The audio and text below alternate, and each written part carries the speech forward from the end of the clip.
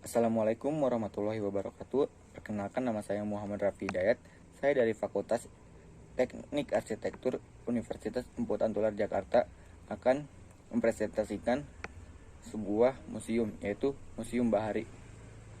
Museum Bahari adalah sebuah museum yang berisikan koleksi-koleksi dan sejarah-sejarah kelautan di Indonesia. Bangunan berlantai 3 itu didirikan pada tahun 1652 oleh pemerintah kolonial Hindia Belanda di Batavia, terletak di tepi Teluk Jakarta yang indah, tepatnya di Jalan Pasar Ikan 1 di kawasan Pelabuhan Sunda Kelapa di ujung utara kota Jakarta.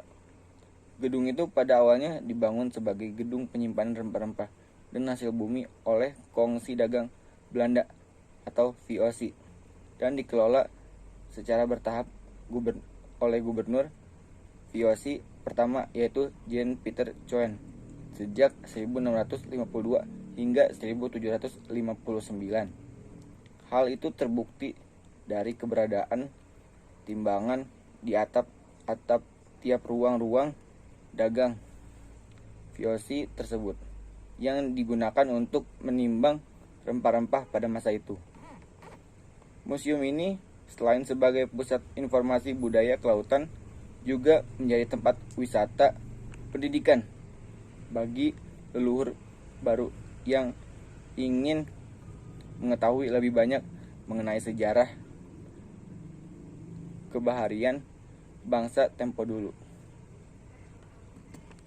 Arsitek kolonial Belanda betul-betul mempersiapkan bangunan berlantai 3 itu secara matang agar dapat bertahan lama terhadap tempuran badai laut tropis yang mengandung garam.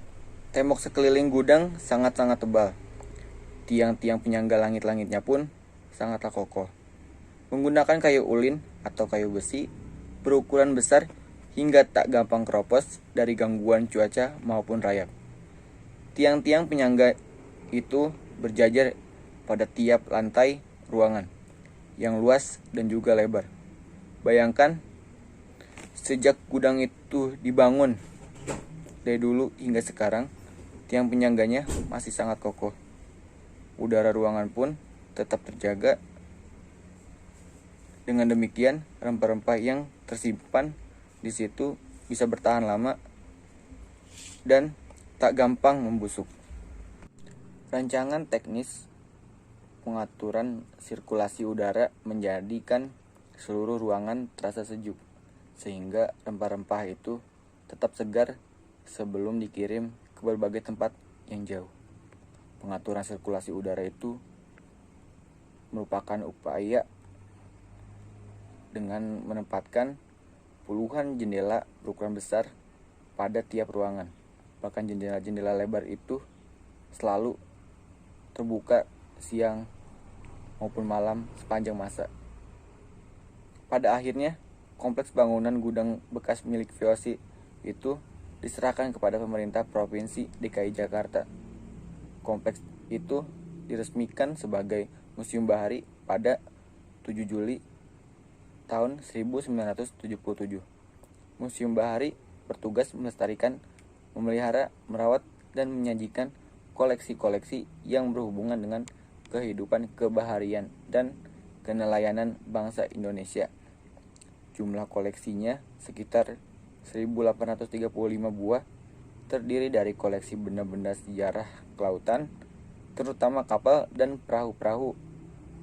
Di antara puluhan miniatur yang dipajang terdapat 19 koleksi perahu asli dan 107 buah miniatur, foto-foto, dan biota laut lainnya. Sejauh ini, gudang bersejarah itu tampak lebih utuh telah direnovasi oleh Pemda DKI Jakarta. Tahun 1972 ditetapkan sebagai bangunan bersejarah yang dilindungi oleh Undang-Undang Monumen STBL tahun 1931 nomor 238 dan Surat Keputusan Gubernur DKI Jakarta nomor CB.11/1/12/72 tanggal 10 Januari 1972. Kemudian diresmikan menjadi Museum Bahari pada 17 Juli 1977 oleh Ali Sadikin yang pada waktu itu menjabat Gubernur DKI Jakarta. Di perut Museum Bahari tersimpan benda-benda sejarah berupa kapal dan perahu-perahu asli maupun miniatur, mengingatkan kepada kita bahwa sejak zaman dahulu kala nenek moyang kita adalah seorang pelaut. Ada kebanggaan kebaharian dari bangsa pemberani di dalam mengarungi samudra luas nan ganas. Di antara puluhan miniatur yang dipajang terdapat 19 koleksi perahu asli dan 107 buah miniatur, foto-foto, dan biota laut lainnya. Sejauh ini, gudang bersejarah itu tampak lebih utuh telah direnovasi oleh Pemda DKI Jakarta.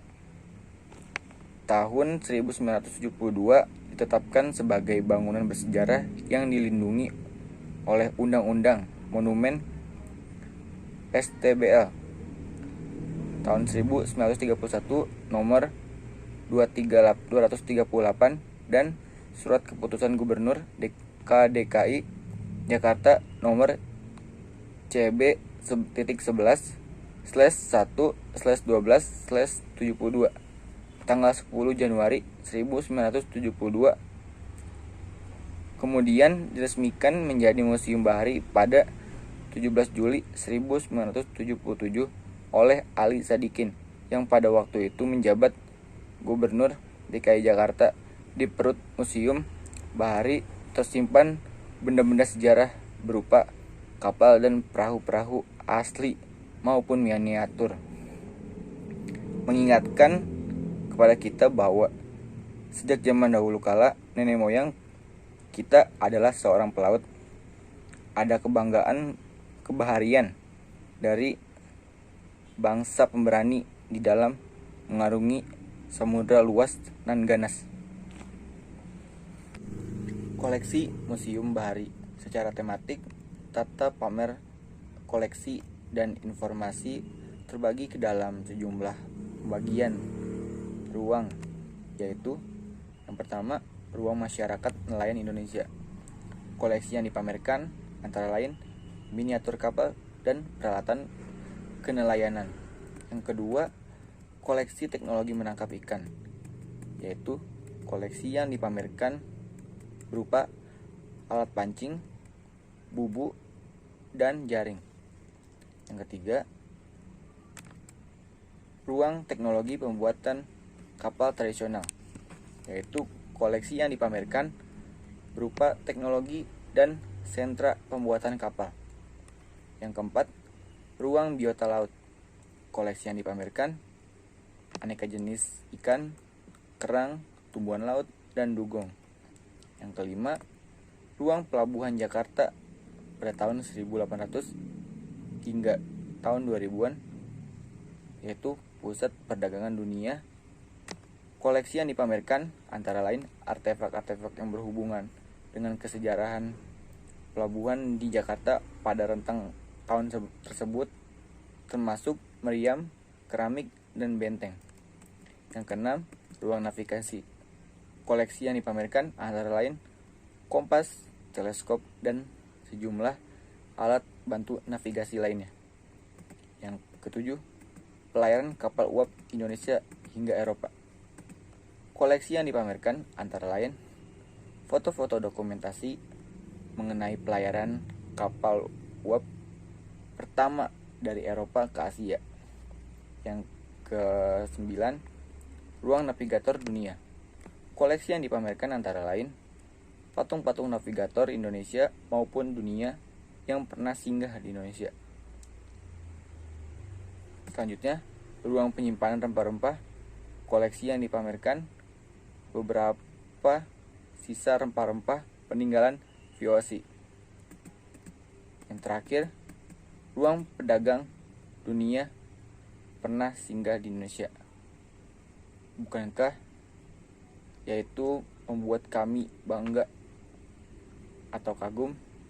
Di museum itu dipamerkan berbagai benda peninggalan VOC, foto-foto, lukisan, alat navigasi, serta benda lainnya yang berhubungan dengan kebaharian Indonesia. Di sela-sela itu bisa disimak model atau replika.